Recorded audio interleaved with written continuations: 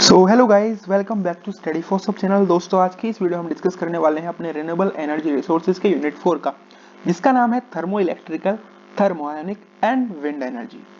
ठीक है, तो ये पूरी यूनिट इन तीन टॉपिक्स पे ऊपर होने वाली है: थर्मो इलेक्ट्रिकल, थर्मोआयोनिक कन्वर्जन और विंड एनर्जी। तो वीडियो की शुरुआत करने से पहले मैं आप लोगों से चाहूंगा कि अगर आपने मेरी लास्ट 3 यूनिट्स की वीडियोस को नहीं देखा है तो लिंक डिस्क्रिप्शन बॉक्स में, वहां से जाके देख लीजिएगा। एंड अगर आपने अभी तक मेरे चैनल को सब्सक्राइब नहीं किया तो प्लीज सब्सक्राइब करिए। तो वीडियो की शुरुआत करते हैं। इस वीडियो में हम सबसे पहला टॉपिक जो पढ़ने वाले हैं वो जूल इफेक्ट क्या होता है, थॉमसन इफेक्ट क्या होता है, पेल्टियर इफेक्ट क्या होता है और सीबेक इफेक्ट क्या होता है। तो शुरुआत करेंगे हम सीबेक इफेक्ट से। तो सीबेक इफेक्ट जो होता है वो क्या बताता है? तो it states that if a close circuit is made of to dissimilar metals and the two junctions are maintained at different temperature and EMF is set up in circuit। ये बताता है कि मान के चलिए हमारे पास दो डिसिमिलर मेटल्स हैं और इनको हम कनेक्ट कर देते हैं एक क्लोज सर्किट में, तो और इनके जंक्शंस को हम अलग अलग टेम्परेचर पे जब रखते हैं ना, ठीक है, तो क्या होता है, एक ईएमएफ इंड्यूस होता है यहाँ पे, ईएमएफ। और इस ईएमएफ का जो मैग्नीट्यूड होता है, यानी करंट का जो मैग्नीट्यूड होता है वो डिपेंड करता है मेटल पे कि मेटल का नेचर कैसा है और इनके जंक्शंस पे जो टेम्परेचर डिफरेंस है वो कितना है, उसके ऊपर ये मैग्नीट्यूड डिपेंड करता है। और जिसको हम डिनोट करते हैं इस तरीके से, E equals to delta T. Okay, जहाँ पे डेल्टा टी हमारा दिखाता है temperature difference between hot and cold junction, और वहीं ये वाला जो है ये दिखाता है आपका सीबेक कोफिशिएंट। ठीक, अब हम बात करते हैं पेल्टियर इफेक्ट की। सीबेक इफेक्ट तो समझ में आया होगा कि मान के चलिए दो हमारे पास अलग अलग मेटल्स हैं, उनको हम एक क्लोज सर्किट में रखते हैं और इनके जो जंक्शन हैं, ये जो जंक्शन है जहाँ पे ज्वाइन हो रहे हैं, उनको हम अलग अलग टेम्परेचर पर रखते हैं तो एक ईएमएफ इंड्यूस हो जाता है। ठीक, अब बात करेंगे पेल्टियर इफेक्ट की। तो पेल्टियर इफेक्ट क्या कहता है? ये कहता है कि when an electric current flows across an isothermal junction of two dissimilar metals, there is either an evolution or absorption of heat in the junction. This effect is called Peltier effect. तो Peltier effect क्या कहता है कि दो dissimilar metals हैं, उनको अगर हमने करंट कनेक्ट कर दिया है, ठीक है, इस तरीके से क्लोज सर्किट में कनेक्ट कर दिया, जब इनके थ्रू हम पास करेंगे इलेक्ट्रिक करंट, जब इलेक्ट्रिक करंट यहाँ से फ्लो होता है ना, तो क्या होता है, तो या तो इवोल्यूशन हो रहा होगा हीट का, या फिर एब्जॉर्प्शन हो रहा होगा, या तो हीट निकल रही होगी या हीट एब्जॉर्ब हो रही होगी इन जंक्शंस पे। यही पेल्टियर इफेक्ट है। ठीक, जिसको हम मैथमेटिकली इस तरीके से डिनोट करते हैं। ठीक, जहां पे आई क्या होता है, आई डिनोट करता है पेल्टियर हीट पर यूनिट टाइम, जो ये है ना QP डिवाइड बाई आई। तो यहाँ पे आई डिनोट करता है क्या, पेल्टियर हीट पर यूनिट टाइम। और ये जो है हमारा, ये जो इस तरीके से डिनोट कर रहे हैं, ये डिनोट करता है, ये पेल्टियर कोफिशिएंट बोला जाता है इसको, and is defined as the heat revolved और absorbed at the junction per unit current flow per unit time. ये डिनोट करता है कि कितनी हीट इवॉल्व हुई है या कितनी हीट एब्जॉर्ब हुई है जंक्शंस पे पर यूनिट करंट फ्लो पे पर यूनिट टाइम में। ठीक जी, अब हम बात करेंगे जूल इफेक्ट की। जूल इफेक्ट क्या है कि जब हम क्लोज इलेक्ट्रिक सर्किट के अंदर करंट आई को फ्लो कराते हैं, मींस जब भी किसी क्लोज सर्किट के अंदर करंट आई फ्लो होता है एक रेजिस्टेंस के थ्रू, ठीक है, तो जो हीट जनरेट होती है रेजिस्टेंस के द्वारा, उसको जो वैल्यू है वो है आई स्क्वायर आर। ठीक, ये मान लीजिए क्लोज सर्किट है। अब जब इसमें यहाँ पे सॉरी देखिए क्या है कि मान के चलिए कि यहाँ पर क्या है, यहाँ पर एक क्लोज सर्किट है और यहाँ पे हमने रेजिस्टेंस लगा रखा है, ये एक सर्किट क्लोज है, ठीक है। तो जब यहाँ से करंट आई फ्लो होता है ना रेजिस्टेंस आर के थ्रू, तो जो हीट जनरेट होती है रेजिस्टेंस से, उसकी वैल्यू होती है आई स्क्वायर आर।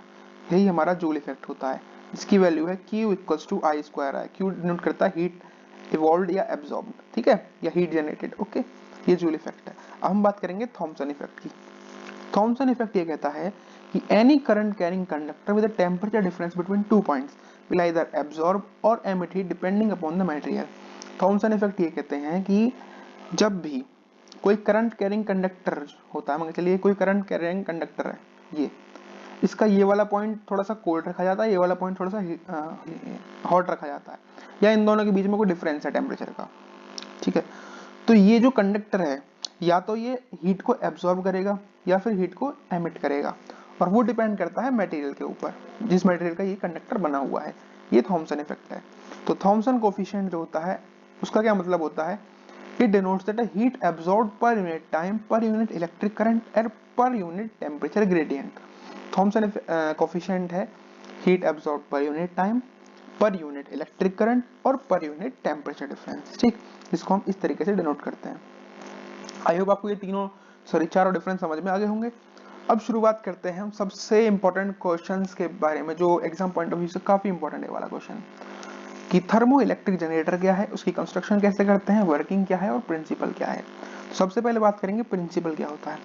तो हमारे थर्मो इलेक्ट्रिक जो जनरेटर है उसका प्रिंसिपल जो है वो है कि ये सीबेक इफेक्ट के ऊपर बेस्ड होता है। किसके ऊपर बेस्ड होता है? सीबेक इफेक्ट के ऊपर।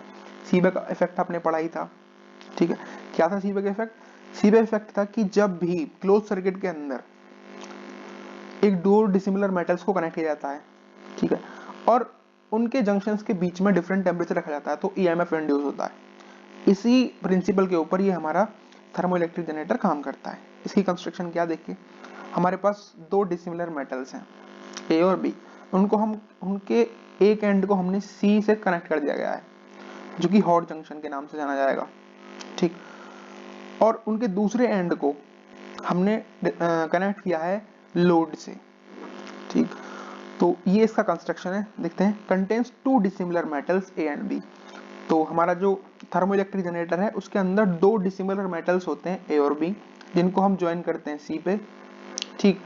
और दूसरा जो एंड है इस ए और बी का, उसको हम एक इंड्यूस्ड वोल्टेज से कनेक्ट करते हैं, और किसको, जो कि लो टेम्परेचर पे रखा जाता है। ये वाला जो इनका एंड है इनको हाई टेम्परेचर पे रखेंगे, और ये जो दोनों जो एंड है इनको हम किस पे रखेंगे? लो टेम्परेचर पे, ठीक। और इंड्यूस्ड वोल्टेज जो होता है, इन दोनों के बीच में जो इंड्यूस्ड वोल्टेज होता है उसको हम मेजर करते हैं पोटेंशियोमीटर का, जो यहाँ पे लगा हुआ है, ठीक।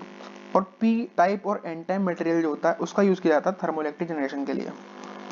पी टाइप मटेरियल ए है और एन टाइप मटेरियल बी है, ठीक। जब हम इनको कनेक्ट करते हैं तो एक ईएमएफ इंड्यूस होता है, क्योंकि ये सीबेक इफेक्ट पर काम करता है, और इसी के जरिए हम थर्मोइलेक्ट्रिक जनरेशन करते हैं। आई होप समझ गए होंगे आप क्या क्या है इसके कंस्ट्रक्शन में ये कि एक पी टाइप मटेरियल है, एक एन टाइप मटेरियल है, जिसका एक एंड हॉट जंक्शन से कनेक्टेड है, दूसरा एंड लो टेम्परेचर पर रखा जाता है, और इनको कनेक्ट किया जाता है एक पोटेंशियोमीटर से, जो कि इनके अंदर जो इंड्यूस्ड वोल्टेज होता है, यानी कि ईएमएफ जो इंड्यूस हो रहा है उसको क्या कर सके? मेजर कर सके। वर्किंग क्या है कि जब when metal bars one side is kept at high temperature, the free electron from hot side flow towards cold side. It results in accumulation of negative charge on cold side and prevents further charge build up until circuit is closed. तो इसमें क्या होता है कि इन दोनों metals को के एक साइड को जब हम हॉट जंक्शंस पे रखते हैं तो क्या होता है, जो फ्री इलेक्ट्रॉन्स होते हैं ना हॉट जंक्शन से, यहाँ पे फ्री इलेक्ट्रॉन्स जो होते हैं वो फ्लो करते हैं कोल्ड साइड की तरफ, ठीक है। जिसकी वजह से नेगेटिव चार्ज का, यानी कि इलेक्ट्रॉन्स नेगेटिव चार्ज के होते हैं ना, तो नेगेटिव चार्ज का जो एक्यूमुलेशन है वो इन कोल्ड जंक्शंस पे क्या हो जाता है? इकट्ठे हो जाते हैं ये इलेक्ट्रॉन्स यहाँ पे जाके, और जब हम सर्किट को क्लोज करते हैं तो ये फर्दर चार्ज का बिल्डअप जो है वो खत्म हो जाता है, और क्लोज सर्किट के अंदर क्या होता है कि करंट जो होता है वो फ्लो होता है, ताकि जो चार्ज है यहाँ पे जो एक्यूमुलेटेड हुआ है वो रिड्यूस हो सके, और करंट जो है वो फ्लो हो सके as long as the temperature gradient is maintain. जब तक ये टेम्परेचर ग्रेडियंट यानी कि टेम्परेचर का डिफरेंस मेंटेन होगा तब तक हमारा इलेक्ट्रिक करंट फ्लो होता रहेगा। ये इसकी वर्किंग है। जब इसको हीट पे रखेंगे तो यहाँ से फ्री इलेक्ट्रॉन्स क्या होंगे? वो मूव करेंगे इन जंक्शंस पे। इन जंक्शंस पे जब वो मूव करेंगे तो यहाँ पे जाके एक्यूमुलेटेड हो जाएंगे, इकट्ठा होना शुरू हो जाएंगे। जब इस सर्किट को हम क्लोज करेंगे तो यहाँ से करंट प्रोड्यूस होगा। यही इसकी बेसिक वर्किंग है। अब थर्मोइलेक्ट्रिक मटेरियल कौन कौन से होना चाहिए जिसको हम थर्मोइलेक्ट्रिक मटेरियल की तरह यूज कर सकें, उसकी क्वालिटीज क्या होनी चाहिए उसके ऊपर बात करते हैं। तो material that can be used to convert thermal energy into electrical energy और provide refrigeration directly from electric energy is called as thermoelectric material. तो थर्मोइलेक्ट्रिक मटेरियल क्या होता है? एक ऐसा मटेरियल जो कि थर्मल एनर्जी को यानी कि हीट एनर्जी को कन्वर्ट कर सके इलेक्ट्रिक एनर्जी में, और इलेक्ट्रिकल एनर्जी को कन्वर्ट कर सके रेफ्रिजरेशन एनर्जी में, यानी कि ठंडा करने के लिए। तो उस वाली एनर्जी को हम या उस मटेरियल को हम क्या बोलते हैं? थर्मोइलेक्ट्रिक मटेरियल बोलते हैं। उसकी क्वालिटीज क्या क्या होनी चाहिए? पहली क्वालिटी है कि उसका जो सीबेक कोफिशिएंट है वो बड़ा ज्यादा होना चाहिए। दूसरी क्वालिटी है कि इसके अंदर इलेक्ट्रिकल कंडक्टिविटी हाई होनी चाहिए और इसकी थर्मल कंडक्टिविटी लो होनी चाहिए। जैसे कि इसके एग्जांपल है लेड टेल्यूराइड को यूज करते हैं हम थर्मोइलेक्ट्रिक मटेरियल की तरह, सिलिकॉन जर्मेनियम को भी यूज करते हैं, सिलिकॉन जर्मेनियम को भी हम किसकी तरह यूज करते हैं? थर्मोइलेक्ट्रिक मटेरियल की तरह यूज करते हैं। अब एडवांटेजेस क्या हैं और डिसएडवांटेजेस क्या हैं थर्मो इलेक्ट्रिक जनरेटर के। पहला कि इसके अंदर रोटेटिंग पार्ट्स नहीं होते हैं। दूसरा एडवांटेज क्या है कि इसको हम लो पावर से लेके हाई पावर जनरेशन के लिए भी डेवलप कर सकते हैं। मीन्स ये छोटी पावर जनरेशन के लिए भी यूज किया जा सकता है और जब हम बड़ा पावर जनरेशन करना चाहते हैं तब भी इसका हम यूज कर सकते हैं। तीसरा, ये कॉम्पैक्ट डिवाइसेस होते हैं। चौथा, इसकी लाइफ लॉन्ग होती है, लो कॉस्ट से स्टार्ट हो जाता है और इसकी लो मेंटेनेंस होती है। ओवरऑल जो कॉस्ट लगती है इसकी लो होती है और मेंटेनेंस भी इसका कम खर्चे पे हो जाता है। ये इसकी एडवांटेज है। पांचवा एडवांटेज क्या है कि इसकी जो कन्वर्जन एफिशिएंसी है, यानी कि थर्मल को इलेक्ट्रिकल एनर्जी में कन्वर्ट करने की जो एफिशिएंसी है वो काफ़ी हाई होती है और ये हार्श एनवायरनमेंट में भी ऑपरेट कर सकता है। ये इसके एडवांटेजेस हैं। अब बात करते हैं डिसएडवांटेजेस की। मीन्स इसको हायर ऑपरेटिंग टेम्परेचर चाहिए एनोड पे, क्योंकि एनोड से ही तो हमारे इलेक्ट्रॉन्स जो है वो फ्लो कर रहे हैं। तो इसके लिए क्या चाहिए, इसको हायर ऑपरेटिंग टेम्परेचर चाहिए एनोड के लिए। दूसरा, इसको एक स्पेशल सील चाहिए ताकि ये कैथोड को प्रोटेक्ट कर सके कोरोसिव गैसेस से, ताकि वो कोरोजन से बच जाए, यानी कि रस्ट से बच जाए, ठीक, मतलब जंग लगने से बच जाए। इसीलिए एक स्पेशल सील चाहिए कैथोड के लिए ताकि वो उसको प्रोटेक्ट कर सके कोरोजन के अगेंस्ट। तीसरा, मेटल जो इनके लिए यूज होता है, जो ये मेटल यूज होता है ना यहाँ पे, 2 डिसिमिलर मेटल जो होता है, ये काफी कॉस्टली होता है क्योंकि इनको काफी हाई टेम्परेचर पे विदस्टैंड करना पड़ता है। इस वजह से जो मेटल की जो वैल्यू है वो कॉस्टली हो जाती है। ये इसका डिसएडवांटेज है। एप्लीकेशंस क्या है इसके, तो ये मिलिट्री में यूज होते हैं, स्पेस एप्लीकेशन है इसके, स्पेस के जो पार्टिकल्स होते हैं उनमें भी यूज होते हैं ये चीजें। और दूसरा, न्यूक्लियर रिएक्शंस में हम इसका यूज करते हैं। आई होप आप समझ गए होंगे थर्मोइलेक्ट्रिक कन्वर्टर के बारे में। अब दूसरा इंपॉर्टेंट टॉपिक है थर्मो आयोनिक कन्वर्टर क्या होता है और ये किस प्रिंसिपल पे वर्क करता है, कंस्ट्रक्शन क्या है, वर्किंग क्या है, सब देखेंगे एक करके। सबसे पहले बात करते हैं प्रिंसिपल की, थर्मो आयोनिक कन्वर्टर का प्रिंसिपल क्या है। तो थर्मो आयोनिक कन्वर्टर जो होता है वो हीट एनर्जी को डायरेक्टली कन्वर्ट कर देता है इलेक्ट्रिकल एनर्जी में, ठीक है, by utilising thermo ionic emission effect. तो ये किस इफेक्ट को यूटिलाइज करता है, थर्मो आयोनिक एमिशन इफेक्ट को यूटिलाइज करके ये डायरेक्टली कन्वर्ट कर देता है हीट एनर्जी को इलेक्ट्रिकल एनर्जी में, ठीक है।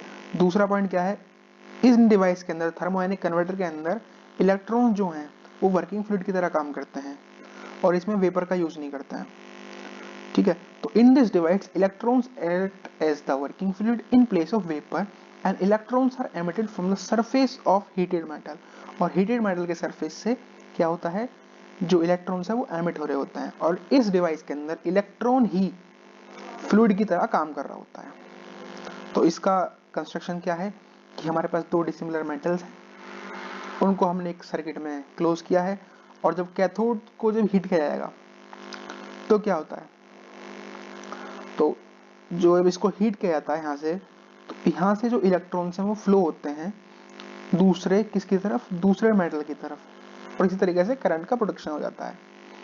तो इसकी कंस्ट्रक्शन आप देखिए, इसकी कंस्ट्रक्शन ये है कि हमारे पास 2 डिसिमिलर मेटल हैं, इनको हमें रेजिस्टेंस से यहाँ से कनेक्ट किया हुआ है क्लोज सर्किट के अंदर। ये कैथोड है, ये एनोड है। कैथोड पे जब हम हीट देंगे तो यहाँ से इलेक्ट्रॉन्स जो हैं वो एमिट होंगे और वो जाएंगे हमारे एनोड की तरफ और यहाँ से हीट आउट हो जाएगी। ये इसका कंस्ट्रक्शन है। तो इसके अंदर क्या चीज होती है, एक एनोड होता है जो कि नेगेटिव चार्ज इलेक्ट्रोड होता है, इसको हम कोल्डर कलेक्टर भी बोलते हैं, ठीक है। ये क्या है, ये एनोड है, इसको हम बोलते हैं नेगेटिव चार्ज इलेक्ट्रोड और कलेक्टर इलेक्ट्रोड। एक कैथोड होता है, कैथोड को बोलते हैं पॉजिटिवली चार्ज यानी कि हॉट एमिटर इलेक्ट्रोड। इसका वर्क फंक्शन देखते हैं। तो एनर्जी जो रिक्वायर होती है इलेक्ट्रॉन्स, वर्क फंक्शन क्या है, मींस हम एनर्जी का यूज करते हैं ताकि हम मेटल से जो इलेक्ट्रॉन्स हैं, यानी कि इस मेटल से जो इलेक्ट्रॉन है, इस मेटल से जो इलेक्ट्रॉन है उनको हम क्या कर सकें, एक्सट्रैक्ट कर सकें। और इसकी वैल्यू डिपेंड करती है किसके ऊपर, मेटल का नेचर कैसा है और उसकी सर्फेस कंडीशंस कैसी हैं। ये इसका वर्क फंक्शन है। वर्क फंक्शन मतलब किस तरीके से काम करता है भाई, ये तो क्यों काम करता है, ठीक है। तो एनर्जी का रिक्वायरमेंट होती है ताकि हम क्या कर सकें, हमारे जो मेटल है उससे इलेक्ट्रॉन्स को एक्सट्रैक्ट कर सकें और इस एक्सट्रैक्शन की वैल्यू डिपेंड करती है किसके ऊपर, नेचर ऑफ द मटेरियल के ऊपर और सरफेस कंडीशंस के ऊपर। चलिए हम बात करते हैं वर्किंग की। तो व्हेन एमिटर इज हीटिंग, जब हम एमिटर को यानी कि कैथोड को हीट करते हैं तो क्या होता है, उसके अंदर से इलेक्ट्रॉन्स रिलीज होते हैं और वो फ्लो करते हैं एनोड की तरफ। These electrons cross the small gap between electrodes and accumulate on a cooled metal electrode called collector। ठीक है, तो क्या होता है कि जब कैथोड से इलेक्ट्रॉन्स एमिट करते हैं, इसको जब हीट किया जाता है कैथोड को, तो यहाँ से इलेक्ट्रॉन्स एमिट कर रहे होते हैं, तो ये जो इलेक्ट्रॉन्स एमिट हो रहे हैं वो थोड़ा सा डिस्टेंस क्रॉस करके यहाँ पे हमारे एनोड के ऊपर जाके क्या हो जाते हैं, एक्यूमुलेट होने स्टार्ट हो जाते हैं। एक्यूमुलेट मतलब यहाँ पे इकट्ठा होने स्टार्ट हो जाते हैं, जिस एनोड को हम क्या बोलते हैं, कलेक्टर। तो वर्क फंक्शन जो होता है मीटर का वो हायर होता है कलेक्टर से, ये पॉइंट आपको याद रखना। दूसरा क्या होता है कि इस वजह से, ताकि ये जो एनर्जी का लॉस है वो उसको मिनिमाइज किया जा सके कैथोड पे से, तो जो स्पेस है इलेक्ट्रोड्स के बीच में उसको हम हाई वैक्यूम पे रखते हैं, और it is filled by high conducting plasma like ionised caesium vapour. ठीक, तो क्या होता है देखो, हमारे पास ये क्या है, कैथोड है, ये एनोड है, हमने कैथोड को किया हीट, तो यहाँ से फ्री इलेक्ट्रॉन्स क्या हुए, दौड़े किसकी तरफ, एनोड की तरफ। मान के चलिए यहाँ से हमने हीट दी है, तो ये कोल्ड रीजन है, ये हॉट रीजन है, यहाँ से हीट मिल रही है तो किसी को गर्मी लगेगी तो कहाँ भागेगा, कोल्ड रीजन के पास भागेगा, और यहाँ पे जाके बैठना चालू हो जाएगा। ठीक है, तो यहाँ से यहाँ तक जाने में इसकी एनर्जी का लॉस होगा। इस एनर्जी के लॉस को रोकने के लिए क्या होता है कि यहाँ पे हाई वैक्यूम रखा जाता है ताकि एनर्जी लॉस ना हो, या फिर एक कंडक्टिंग प्लाज्मा को यहाँ पे डाला जाता है इसके बीच में, जैसे कि शीशियम वेपर हो गया, आयोनाइज्ड शीशियम वेपर को। तो इलेक्ट्रॉन जब कलेक्टर पे एंटर करते हैं, और क्या होता है फिर एक यहाँ पे क्लोज सर्किट बना लिया जाता है, तो इलेक्ट्रॉन जब यहाँ से इस क्लोज सर्किट में फ्लो होते हैं तो क्या होता है यहाँ से energy of electrons emitted from cathode are partially rejected by heat sink from anode and remainder is converted into electrical power। तो जब इसको हमें क्लोज सर्किट में क्या कर देते हैं, कनेक्ट कर देते हैं, तो पार्शियल जो इलेक्ट्रॉन्स हैं वो हीट सिंक के थ्रू बाहर आ जाते हैं, और बाकी के जो इलेक्ट्रॉन्स बचे उनसे इलेक्ट्रिक एनर्जी या इलेक्ट्रिकल पावर प्रोड्यूस हो जाता है। ये इसकी पूरी वर्किंग है, इतना आप समझ गए होंगे। ठीक, तो सिंपल फिर दोबारा से समझाता हूँ आपको क्या हो रहा है कि ये इलेक्ट्रोड है, सॉरी ये कैथोड है पॉजिटिवली चार्ज, और हॉट रीजन है, ये एनोड है। यहाँ पे बीच में क्या रखा है हमने, यहाँ पे हमने शीशम वेपर को रखा है, यहाँ से हमने हीट दी तो यहाँ से इलेक्ट्रॉन्स गए और यहाँ पे जाके एक्यूमुलेट हो गए। तो यहाँ पे जाके इलेक्ट्रॉन्स एक्यूमुलेट हो गए तो क्या हुआ, कुछ इलेक्ट्रॉन्स जो हैं वो पार्शियली रिजेक्ट हो गए हीट सिंक के द्वारा, और बाकी के जो इलेक्ट्रॉन्स हैं वो जब हम इसको कनेक्ट कर देते हैं जंक्शंस को, तो क्या होता है, इलेक्ट्रिक करंट के रूप में फ्लो होने चालू हो जाते हैं। तो ये क्या है हमारा, ये बेसिकली हमारी इसकी वर्किंग है। आई होप आपको समझ में आ गई होगी। अब इसके एडवांटेजेस देखते हैं। इसका एडवांटेज क्या है, इसके अंदर रोटेटिंग पार्ट्स नहीं होते हैं, ठीक है, बहुत अच्छी बात है। दूसरा, इसकी लाइफ लॉन्ग होती है, कॉस्ट भी लो होती है और मेंटेनेंस भी लो होता है पिछले वाले की तरह ही। और इसको हम लो पावर एनर्जी के लिए भी डेवलप किया जा सकता है और हाई पावर जनरेशन के लिए भी इसको हम यूज कर सकते हैं। डिसएडवांटेज क्या है कि इसके लिए हमको शीशम वेपर की जरूरत पड़ती है, ठीक, शीशम वेपर की जरूरत पड़ेगी, ये इसका डिसएडवांटेज है। दूसरा, इसके लिए स्पेशल सील चाहिए ताकि कैथोड को हम कोरोसिव गैसेस से कैसे प्रिवेंट कर सकें, बचा सकें, प्रोटेक्ट कर सकें। तीसरा, इसको हाई ऑपरेटिंग टेम्परेचर चाहिए एनोड पे, तो ये इसकी डिसएडवांटेज है। अब एप्लीकेशंस क्या हैं, एप्लीकेशन ये मिलिट्री और स्पेस एप्लीकेशंस में यूज होता है, न्यूक्लियर रिएक्शंस में यूज होता है। आई होप आप समझ गए होंगे थर्मो इलेक्ट्रिकल थर्मोआयनिक कन्वर्जन सिस्टम के बारे में। अब इनका डिफरेंस देख लेते हैं, इनके बीच में डिफरेंस क्या है थर्मो इलेक्ट्रिक और थर्मोआयनिक के बीच में। तो थर्मो इलेक्ट्रिक क्या है, form of heat engine which takes heat at an upper temperature and converts partially in electric energy and discharge rest at the cold junction। Thermo electric में क्या होता है कि जो अपर टेम्परेचर है वो हीट लेता है, यानी कि कैथोड पे तो हीट ले रहे हैं हम हीट जनरेशन से। तो थर्मो इलेक्ट्रिक क्या है, थर्मो इलेक्ट्रिक एक हीट इंजन की तरह है जिसमें कि अपर टेम्परेचर पे हम हीट ले रहे होते हैं और उसको पार्शियली कन्वर्ट करते हैं इलेक्ट्रिकल एनर्जी में, और बाकी का जो है उसको डिस्चार्ज कर देते हैं हम कोल्ड जंक्शन पे। इसका क्या है, thermionic form of heat engine that uses electron as working substance, और इसके अंदर हम वर्किंग सब्सटेंस ही इलेक्ट्रॉन्स को लेते हैं, जबकि इसमें हम थर्मो इलेक्ट्रिक में इलेक्ट्रॉन्स को वर्किंग सब्सटेंस की तरह नहीं ले रहे होते हैं। दूसरा, एफिशिएंसी जो होती है थर्मोकलर की वो डिपेंड करती है हॉट जंक्शन टेम्परेचर पे। तो इसके अंदर थर्मो इलेक्ट्रिक जनरेटर के अंदर क्या होती है, एफिशिएंसी किस पे डिपेंड करती है, हॉट जंक्शन के टेम्परेचर पे। वहीं थर्मोआयनिक की डिपेंड करती है thermoionic emission पे, means it works on the phenomenon of thermoionic emission when metal is heated। ये इसका क्या है, वर्किंग है, मीन्स किसके ऊपर वर्क करता है, ये थर्मोआयनिक एमिशन के ऊपर वर्क करता है जब हम मेटल को हीट करते हैं। आई होप आप इनके बीच का डिफरेंस समझ गए होंगे। इनके जो नोट्स हैं यार मैं टेलीग्राम चैनल पर डाल दूंगा, तो सब्सक्राइब कर लीजिएगा, इसका लिंक मैंने अपने चैनल के डिस्क्रिप्शन बॉक्स में डाल रखा है, तो प्लीज वहां से जाकर देख लीजिएगा। अब हम बात करते हैं विंड क्या होती है, उसके कॉजेज क्या हैं। तो हवा के बहने को यानी कि मूवमेंट ऑफ एयर, हवा के चलने को हम विंड बोलते हैं, जो कि क्रिएट कैसे होती है, due to the pressure difference between two uneven heated place. जब दो प्लेसेस हीट हो जाती हैं, अनइवन हीटेड प्लेस होती हैं दो, तो इन दोनों के बीच का जो प्रेशर डिफरेंस होता है उसकी वजह से हवा या तो इधर से उधर बहेगी या फिर इधर से उधर बहेगी। तो इस मूवमेंट ऑफ एयर को क्या बोलते हैं, हम विंड बोलते हैं। तो विंड क्या है, wind is air in motion, यानी कि एक एयर जो कि मोशन में है, हवा जो मतलब चल रही है उसको विंड बोलते हैं। Which derives energy from solar radiation, जो कि अपनी एनर्जी को ड्राइव कर रही होती है सोलर रेडिएशन की वजह से। सोलर रेडिएशन क्या होती है, हीट प्रोड्यूस करती है, और हीट की वजह से क्या होता है, प्रेशर डिफरेंस मेंटेन होता है ऐसी दो प्लेसेस के बीच में, जिसकी वजह से हवा क्या होती है, मूव करती है, जो कि एक क्लीन और इको फ्रेंडली क्या है, एनर्जी है। विंड क्या है, एक एनर्जी है, क्लीन और इको फ्रेंडली है। इसके कॉजेज क्या हैं, क्यों हीट हमारी जो विंड है वो प्रोड्यूस हो रही है, due to the uneven heating of earth surface, यानी कि लोकल विंड प्रोड्यूस होती है uneven heating of earth surface की वजह से। दूसरा, rotation of earth around its axis, यानी कि प्लैनेटरी विंड्स की वजह से हमारा जो है विंड फ्लो हो रही है। कैसे, या तो दो अनइवन हीटिंग हो रही है दो जगहों की, जिसकी वजह से हमारी जो हवा है वो बह रही है, या फिर दूसरा कारण ये है कि जो हमारा अर्थ यानी कि जो हमारी पृथ्वी है जब अपने एक्सिस पर रोटेट करती है उसकी वजह से भी हवाएं चलती हैं। तो लोकल विंड्स क्या हैं, लोकल विंड्स ऐसी विंड्स होती हैं जो कि प्रोड्यूस होती हैं जब अनइक्वल हीटिंग हो जाती है, कूलिंग हो जाती है ग्राउंड सरफेसेस की एंड वाटर बॉडीज की इन डे एंड नाइट। तो जब भी अनइक्वल हीटिंग हो जाती है या कूलिंग हो जाती है दो जगहों के बीच में, मान के चलिए ये एक जगह है हीट वाली और ये जगह है कोल्ड वाली, ठीक है, तो क्या होता है, जब कोल्ड वाली यहाँ पे, सॉरी यहाँ पे हीट वाली है ना, ये एच है, ये कोल्ड है, तो इन दोनों को जब हमने अलग अलग टेम्परेचर पे रख दिया है तो क्या हो रहा है, तो हवा इधर से उधर बह रही होती है, इसको हम बोलते हैं लोकल विंड। दूसरी है प्लैनेटरी विंड। प्लैनेटरी विंड कैसे बनती है, it is caused by the rotation of earth about its axis. जब हमारी जो पृथ्वी है वो अपने ही एक्सिस पे रोटेट करती है तो क्या होता है कि टेम्परेचर डिफरेंस जो होता है इक्वेटर और पोलर रीजन का, इक्वेटर और पोलर रीजन का टेम्परेचर डिफरेंस समझते हैं। पोलर रीजन की ठंडी जगह जो है पृथ्वी की, और इक्वेटर यानी कि बहुत हॉट जगह है, बहुत गर्म जगह है। तो जब इन दोनों के बीच में डिफरेंस पैदा होता है तब रोटेशन की वजह से जब ये डिफरेंस पैदा हो जाता है ना तो हवाएं चलती हैं, इन हवा को हम बोलते हैं प्लैनेटरी विंड्स।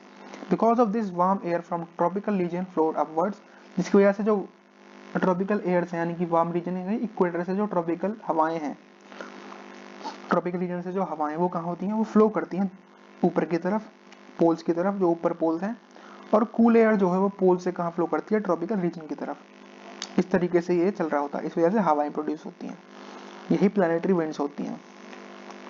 तो प्लैनेटरी विंड्स क्या है कि मान के चलिए हमारा जो अर्थ है वो अपने एक्सिस पे क्या हो रहा है, अपने एक्सिस पे घूम रहा है, घूम रही है अर्थ हमारी, ठीक।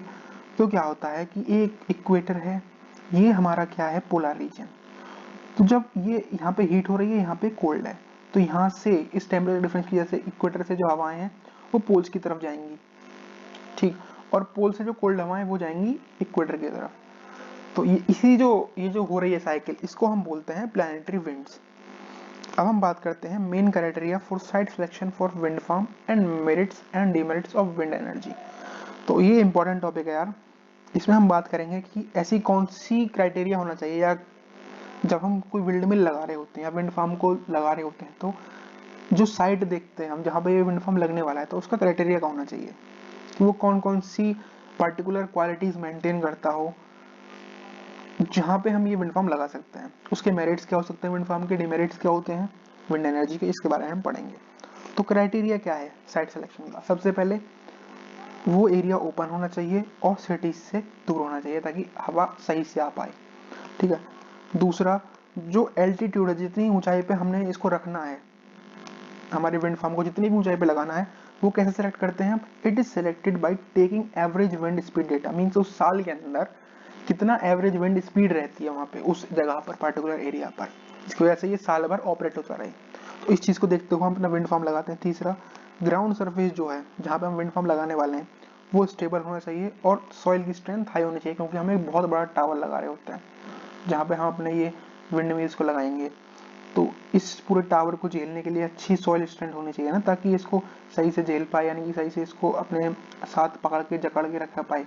तो इसीलिए जो ग्राउंड सरफेस है वो स्टेबल होना चाहिए और उसकी सॉइल स्ट्रेंथ हाई होनी चाहिए। चौथा, जो to minimise the transmission losses wind power should be near the consumers. और जो विंड पावर प्लांट लगाने वाले हैं हम उसके कंज्यूमर्स के पास लगाएं, उपभोक्ताओं के पास लगाएं, ताकि जो ट्रांसमिशन में जो एनर्जी लॉस होती है ना इलेक्ट्रिक करंट के, वो कम हो सके। ये इसका क्राइटेरिया। चौथा, हाइट जो है टावर की वो हमेशा उसके आसपास की जो ट्रीज हैं उनसे ऊंची होनी चाहिए, ताकि हवा सही से पहुंच पाए उस तक। तो ये इसके मेन क्राइटेरियाज हैं। आई होप आपको समझ में आ गया होगा। चलिए हम बात करते हैं design consideration of wind turbine. तो विंड टरबाइन जो होता है उसके डिजाइन जब बनाते हैं तो क्या क्या कंसीडर करके बनाते हैं, क्या क्या दिमाग में सोच के बनाते हैं कि किस तरीके से बनाना है, वो क्या क्राइटेरिया को फेस करना चाहिए और क्या क्राइटेरिया को फॉलो करना चाहिए। तो सबसे पहले small in size and suitable for roof maintaining in urban areas. तो वो स्मॉल और साइज में स्मॉल होना चाहिए ताकि वो रूफ के माउंटिंग पे लगाया जा सके अर्बन एरियाज में। विंड टरबाइन इस तरीके से होना चाहिए। इसकी वजह से कोई भी नेबरहुड में रिस्क नहीं होना चाहिए विंड टरबाइन की वजह से। तीसरा, इसकी एफिशिएंसी गुड होनी चाहिए। चौथा, ये टर्बुलेंस जब हो जाता है, यानी कि हवा में एक तरह से झटके लग जाते हैं, तो उनके लिए इनसेंसिटिव होना चाहिए, इस पे इसको खास फर्क नहीं पड़ना चाहिए इन टर्बुलेंस की वजह से। पांचवा जो डिजाइन कंसिडरेशन लेते हैं वो लेते हैं कि ये मास प्रोडक्शन ऑफ एनर्जी को भी प्रोड्यूस कर सके लो प्राइस पे, means it should be suitable for mass production at low price. ये हमारी डिजाइन कंसिडरेशन है विंड टरबाइन की। तो पहली क्या है कि साइज में स्मॉल हो। दूसरा, इसकी वजह से कोई भी नेबरहुड पर रिस्क ना पड़े। तीसरा, इसकी एफिशिएंसी अच्छी हो। चौथा, ये टर्बुलेंस के लिए इंसेंसिटिव हो। पांचवा, मास प्रोडक्शन एनर्जी का ये लो प्राइस पे कर पाए। एडवांटेजेस क्या है विंड एनर्जी की? विंड एनर्जी का एडवांटेज ये है कि ये पॉल्यूशन फ्री जनरेशन होता है इलेक्ट्रिसिटी का। तो विंड एनर्जी की वजह से हम एक पॉल्यूशन फ्री इलेक्ट्रिक जनरेशन कर सकते हैं। दूसरा, इसमें किसी भी तरीके से वाटर का इन्वॉल्वमेंट नहीं होता है, क्योंकि हवा के ऊपर डिपेंड है, तो वाटर का इन्वॉल्वमेंट ही क्या होगा, जैसे कि अदर पावर जनरेशन में हम वाटर का इस्तेमाल करते हैं, इस तरीके से इसमें नहीं कर रहे होते हैं। तीसरा, ये रिन्यूएबल होता है और फ्री ऑफ कॉस्ट अवेलेबल है, हवा के लिए कोई खर्चा थोड़ी लगता है, इसलिए रिन्यूएबल है क्योंकि प्रोड्यूस होती रहती है, खत्म नहीं होती है, और ये फ्री ऑफ कॉस्ट अवेलेबल है कहीं पे भी। चौथा ये है कि इसकी ऑपरेटिंग कॉस्ट कम है। पांचवा, इकोनॉमिकली है, काफी अच्छी है क्योंकि इसमें कोई हमें पैसे लगाने नहीं पड़ते ज्यादा। डिसएडवांटेजेस क्या है विंड एनर्जी की, कि विंड एनर्जी के पास पावर डेंसिटी लो होती है और ये वेरिएबल होती है टाइम और लोकेशन के हिसाब से। भाई हर जगह हवा थोड़ी नहीं फैलती रहेगी, चलती रहेगी, तो इस वजह से ये इसका डिसएडवांटेज है कि ये इसकी जो डेंसिटी है वो लो पावर की है, इसके पास लो पावर डेंसिटी है और ये हमेशा एक जगह पे या एक लोकेशन पे हमेशा नहीं रहती है। तो ये डिपेंड करती है अलग अलग लोकेशन और अलग अलग टाइम के हिसाब से हवा चल रही होती है, तो ये इसके ऊपर डिपेंड करती है। इस वजह से हम कंटिन्यूसली क्या नहीं कर सकते हैं, इलेक्ट्रिक प्रोड्यूस कर सकते हैं, तो ये इसका डिसएडवांटेज है। दूसरा, it can be useful only at remote areas away from cities. इसको हम कहाँ पे लगा सकते हैं या कहाँ पे यूज कर सकते हैं, केवल उन जगहों पे जहाँ पे बड़ी बड़ी बिल्डिंग्स ना हो, ताकि हवा का जो प्रेशर है वो टर्बाइन के ऊपर सही से पड़ता रहे। इस वजह से विंड एनर्जी का ये डिसएडवांटेज है। दूसरा, इससे नॉइज पोल्यूशन होता है, जब विंड मिल्स घूमते हैं तो नॉइज पोल्यूशन होता है, तो ये इसका डिसएडवांटेज है। चौथा, डायरेक्शन ऑफ विंड चेंजेस, जब हम मान के चलिए हवा चल रही है इस तरफ, हमने लगा रखा है विंड मिल इस तरफ, तो कोई ये घूमेगा थोड़ी, तो इस वजह से क्या होता है कि जब विंड की जो डायरेक्शन है वो चेंज हो जाती है, तो हम क्या नहीं प्रोड्यूस कर पाते हैं, इलेक्ट्रिसिटी प्रोड्यूस नहीं कर पाते हैं। ये इसका डिसएडवांटेज है। पांचवा डिसएडवांटेज क्या है कि हम विंड को स्टोर नहीं कर सकते, जैसे वाटर को हम स्टोर कर देते हैं डैम्स के अंदर, ताकि हम क्या कर सकें, प्रोड्यूस कर सकें इलेक्ट्रिक एनर्जी को। इस तरीके से हम इसके अंदर नहीं कर सकते विंड मिल्स के अंदर, तो विंड को हम स्टोर नहीं कर सकते, ये इसका डिसएडवांटेज है। पांचवा क्या है कि जो पावर सिस्टम का वेट है वो हाई होता है और लार्ज एरिया चाहिए। जो हम विंडमिल लगाते हैं ना, उनके लिए हमको बहुत बड़ा एरिया चाहिए, और जो पावर सिस्टम है इसके लिए उसका वेट काफी हाई होता है, ये इसका डिसएडवांटेज है। आई होप आप समझ गए होंगे।